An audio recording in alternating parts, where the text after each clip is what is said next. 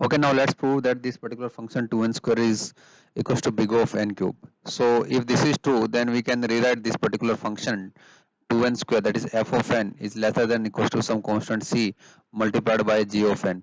In this case, it is 2n square lesser than equals to c multiplied by gn. What is gn here? This is n cube. Okay, so this turns out to be 2 lesser than equals to n multiplied by c. This turns out to be c is greater than equals to 2 by n. So what should be the value of c? What should be the value of c if we are going to put the value of n equals to 1? C is greater than equals to 2. So n is greater than equals to 1. So this particular inequality actually holds true. Okay, let's check it. When the value of n equals to greater than equals to 1, so this is 1. So lesser than equals to c multiplied by gn. Gn is n cube. So this is 1. So this inequality actually holds true. So for these two values, c greater than equals to 2 and greater than equals to 1, so this condition actually holds true. So that's why we can present this particular function f of n, that is 2n square, in terms of big O of n cube. Okay, now come to this particular question second. So this is the function we have, and we have to prove that this is big O of n square. So how we are going to prove? If this is equals to big O of n square, it means that this particular function f of n, we can rewrite this particular function lesser than equals to multiplied by gn.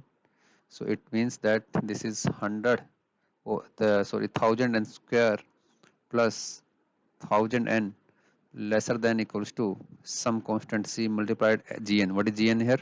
It is n square. Okay. Okay, now let's do some kind of mathematics here. So let's divide it by n square. So it turns out to be 1000 plus 1000 by n lesser than equals to c. Okay, so let's take c minus 1000 greater than equals to 1000 by n. So what should be the value of c so that this particular inequality will hold true?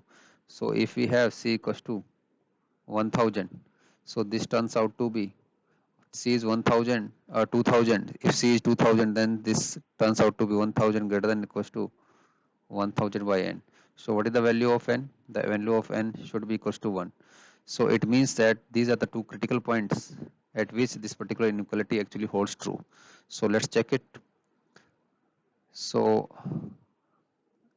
this is 1000 into n square, that is 1, plus 1000 into 1 lesser than equals to c is 2000 multiplied equals to 1 square, that is 1. So this is true. Okay, so this is the case. So for c equals to 2000 and n greater than equals to 1, this inequality actually hold true. So we can rewrite it in form of f of n lesser than equals to c of g of n, that is f of n is in terms of big O of n square. So this is how we have to prove. Now let's take this question. Can we rewrite function n cube equals to big O of n square? If this is the true, then we should write c multiplied by gn. So because this is in the big O notations, that's why we are writing f of n is lesser than c of g of n.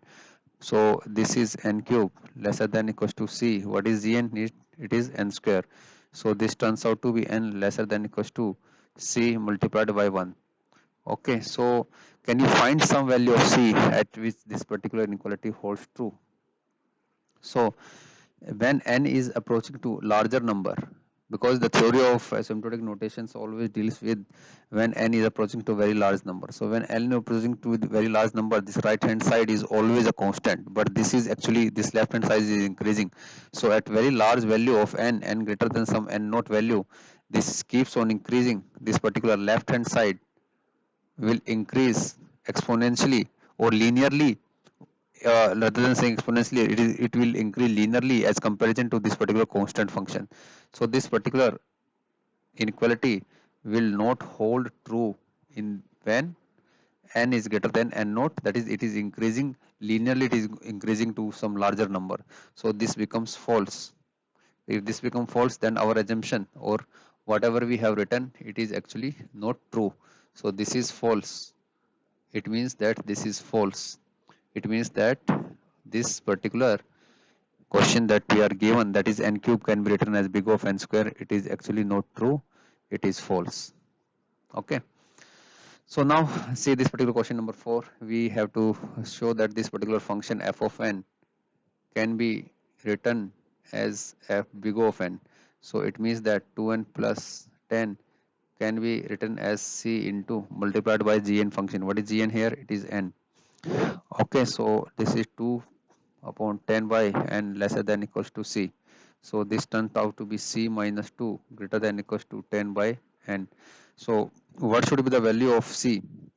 So if c value is 3, then at this particular value n will be 1. So this particular inequality will hold true.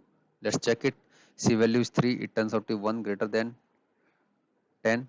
If this is true, no, this is not true. It means that our assumption that c equals to 3 and n equals to 1, it is not true. So it means that we have to take some other values of this particular c. So let us suppose this particular value of c is here 12. Okay, so it turns and n value is equals to 1. So at this particular condition, does it hold? So it means that it is 12 minus 2, this is 10 greater than equals to 10. So this holds true. So it means at value of c equals to 12 and n is greater than equals to 1, this inequality actually holds true. So let's again check it whether it holds true for c equals to 10 and n value equals to 1. So c equals to 10, it will 8 greater than equals to, this turns out to be 10. So this falls. So it means that the critical point that we found here are c equals to 12 and n equals to 1. So this inequality actually holds true. So in those points, in these points, that is c equals to 12 and n greater than equals to 1, we can say that this particular function, that is 2n plus 10, can be written as big O of n. Okay, so this is the case.